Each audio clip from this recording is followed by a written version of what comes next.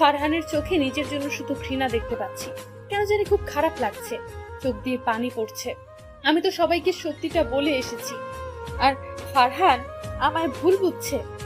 আমার কোনো কথা না শুনে টেনে আবার বাড়িতে নিয়ে আসে আর চেঁচিয়ে ও মা মা করে ডাকতে লাগলো। ফারহানের মাও বেরিয়ে আসে। আস্তে আস্তে এসে আমার সাথে ফারহানকে দেখে বেশ অবাক হয়। ফারহান একের পর এক বাজে কথা আমার নামে বলে চলেছে। আন্টি রেগে তাকিয়ে আছে। আমি মাথা নিচু করে চোখের পানি ফেলছি। হঠাৎ ঠাস করে শব্দে চোখ উপরে তুলে থমকে গেলাম। আন্টি ফারহানকে চড় মেরেছে। ফারহান এক হাত গালে রেখে আছে আর এক হাত এখনো আমার বাম হাত শক্ত করে ধরে আছে। আন্টি হাত ছাড়িয়ে নিল। তোকে দেখে অবাক হচ্ছি ফারহান, তুই একটা মেয়ের সাথে এমন বাজে বিহেভ কি করে করতে পারছিস? এভাবে টেনে নিয়ে এসে যা না তাই বলছিস। তুই জানিস ও কেন এসেছিল? জানিস না জেনে কি করে নিজের ইচ্ছা মতো বলতে পারলি? ও তোর সাথে যা করেছে সব আমার কাছে এসে স্বীকার করেছে।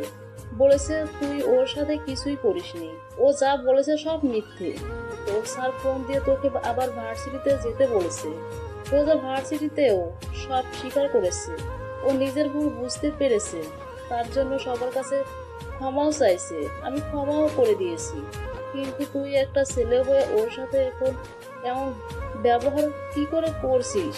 আমি কি তোকে এই শিক্ষা দিয়েছি? ফারহান হয়তো এগুলো শুনে প্রচুর মাপের অবাক হয়েছে। অবাক চোখে আমার দিকে তাকালো। রাতে রুমে শুয়ে আছি, হঠাৎ ভাইয়া এসে মাথার কাছে এসে বসলো। আমি উঠে বসতে গেলে দিল না, মাথায় হাত বুলিয়ে দিতে লাগলো আর নানা কথা বলে ঘুম পাড়িয়ে দিতে লাগলো। এটা ভাইয়া আর আব্বুর কাজ।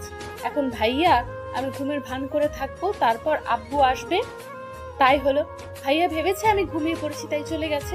এখন আব্বু এসে একই কাজ করে চলে যাওয়ার আগে কপালে চুমু দিল। আমি দুজনের আদর খেয়ে চোখ মেললাম।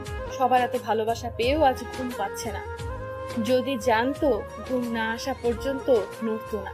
তাই তো ভান করেছি ঘুমের। আমার নাম রোজা চৌধুরী। আব্বু আম্মু আর বড় ভাই দাদা দাদি নিয়ে আমাদের পরিবার। আব্বু বড় বিজনেসম্যান, টাকা পয়সার অভাব নেই বললেই চলে। সবার চোখের মনি আমি। ভাইয়া রায়ান চৌধুরী, আব্বু রাজীব চৌধুরী, আম্মু হেনা বেগম। ফারহানের কথা মনে পড়ছে, খুব দেখতে ইচ্ছে করছে। কেন জানি সেই দিনের পর থেকে সব সময় কেন জানি মনে পড়ে খালি। আজ এত খারাপ বিহেভ করেছে, তবু আমার চোখ সরাতে পারছিলাম না। কষ্ট হলেও ভালো লাগছিল। পরদিন ভার্সিটি এসেই আশেপাশে খুঁজতে শুরু করে দিচ্ছে রোজা। সারা রাত ফারহানের কথা মনে পড়ে